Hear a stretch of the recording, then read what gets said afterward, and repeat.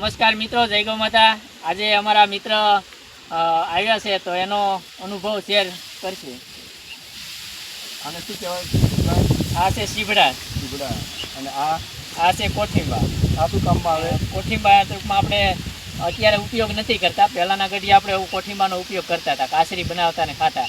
હવે અત્યારે આપણે નાની જનરેશન આવી ગઈ તો નાની જનરેશન આને પસંદ નથી કરતી, પણ હાલ અત્યારે આની માર્કેટ સિટીમાં બહુ ઉછાળો આવ્યો છે કે કોઠીંબાની કાસરી આપણે પાપડની જગ્યાએ ખાવામાં તળીને યુઝ કરી શકીએ છીએ, સુકવણી કરીને। ઓકે ખરેખર પ્રાકૃતિક ફાર્મમાં એવી મજા આવી છે કે આમ શું કહેવાય, પ્રત્યક્ષીકરણ કર્યું ને તો વધારે મજા આવી। એનો સ્વાદ પણ ખબર પડી કે કાચું હોય ત્યારે કડવું હોય, થોડુંક પાકેલ થાય એટલે મીઠું લાગે છે, એટલે ટેસ્ટ સ્વાદની આપણને ખબર પડે। એટલે ઓર્ગેનિક તરફ આપણે ખૂબ જવું જોઈએ। હિતેશભાઈની મહેનત ખૂબ છે, પ્રાકૃતિક ખેતી ખૂબ જ સરસ રીતે કરે છે, ઓર્ગેનિક ખેતી કરે છે, કોઈ પણ જંતુનાશક દવાનો ઉપયોગ નથી કરતા અને કૃત્રિમ ખાતરનો ઉપયોગ નથી કરતા।